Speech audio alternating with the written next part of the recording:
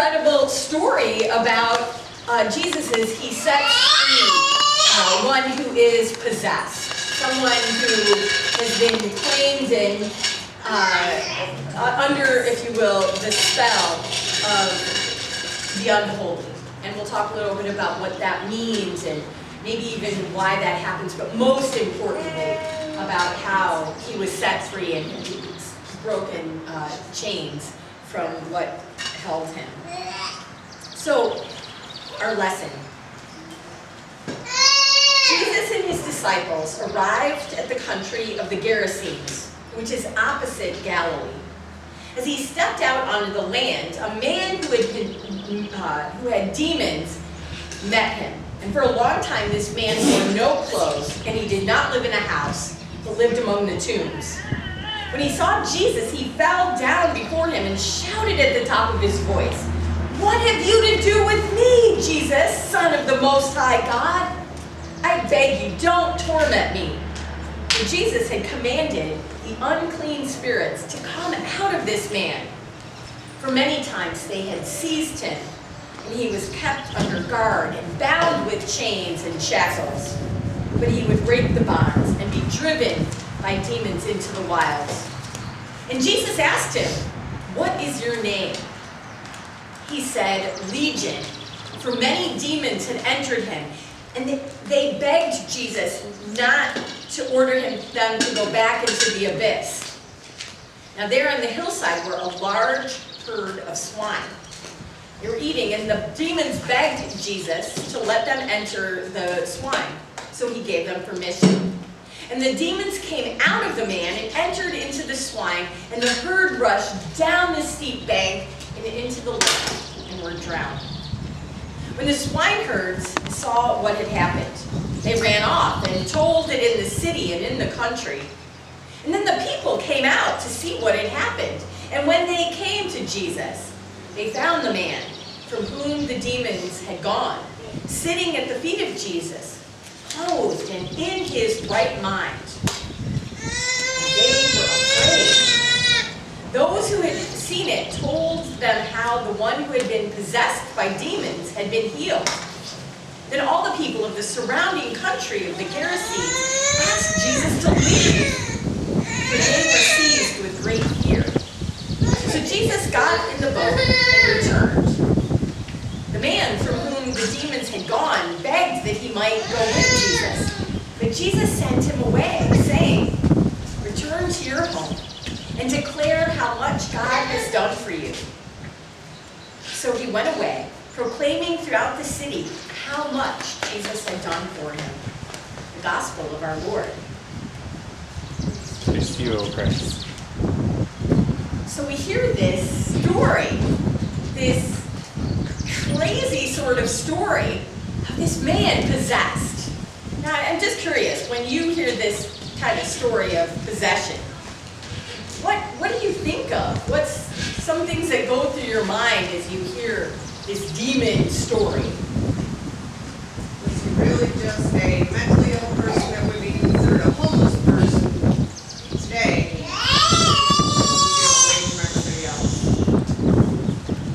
Or is he possessed? Well, and what does that, what does that really mean, right? And I think today we do tend to look at this idea of possession in a different way. And we do understand the diseases of the mind. And we have science that tells us that even up to approximately 24%, I guess depending on what sources you read, that up to 24% of the world's population has some form of mental illness. You know, anything from anxiety to schizophrenia and psychopathic issues. So it runs a wide gamut, right? Depression and all kinds of things. And maybe you know them, or you know someone who experiences these things. And we do tend to look at things differently, but the truth is that this, whether it be possession or a sickness, it's something that grips a person. It's something that changes and grabs hold of a person and really does not let them live a life that God intends for us to have. And so when I hear this story, I think about kind of how appropriate it is for us in this kind of crazy summer, yes it is summer, as we still find it raining and it seems like the month of April filled with showers to bring May flowers. Hopefully we'll have flowers and not just flooded fields, right? So craziness of summer, of turbulent weather that we've experienced so far all this year. The crazy times of all that you hear about in news or going on around us. People being thrown out of places or locked up. Voices that tell us to be something or other that we are not. Or the lack of honor and truth-telling even at the highest levels of power and authority. It's a crazy world that we live in. I mean, sometimes, in order to use this upcoming week, sometimes our lives get kind of shipwrecked. But whether it be something we're experiencing or some kind of mental or other illness that comes upon us, our lives are not the same. And perhaps we too feel like this man that Jesus encountered, who was set aside, put out of town by those that he lived with. He wasn't of his right mind. He wasn't able to be like the rest. And so he was banished. He was bound in chains and put aside like the garbage. So here we have Jesus who crosses Jesus who crosses this sea, who crosses more than that. He crosses boundaries. Jesus, remember, was a Jewish rabbi. And now he goes to the Gerasenes. He crosses the lake. He crosses the boundary and goes into Gentile territory. Unclean, foreign soil. Not a place that a Jewish rabbi would really go. And so he then encounters this unholy man. This holy man encounters an unholy man. Now some people have wondered long and hard about why Jesus goes to this place. But theologian David Losey has a tendency to look at things a little differently, and he tends to say that Jesus didn't just happen upon this man or this place, that he purposefully went across this lake, crossing the boundaries to show how God's love is not out of bounds for anybody. That Jesus will go, in a sense, to the ends of the earth, to some who already are seeming dead, and bestow upon them again the notion of how God loves them. And so we have this man who comes out of the tombs, wild and raving, and it's in a sense as if he is already dead. And Jesus, what does Jesus do? What's the first thing that we hear in that story that Jesus does when he encounters this man? Anybody recall? To me, this is one of the coolest things. Jesus encounters this wild and raving man, and he says to him, "What is your name?" He asks him who he is. He's getting personal, right? And the man responds, what does he say? "My name is Legion." Anybody know what that is or what it means? Legion is what was used in the Roman times. Legion was known as the occupying force, a group of soldiers that took over people's territory. This man had been taken over, been possessed by an army, right? And so I want you to think about it. What are the things that possess people?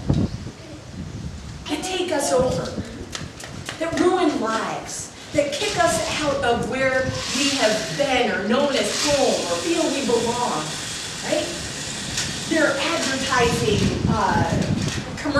and voices that we hear, right? They tell us that we're not good enough unless we have this kind of product or do this kind of thing.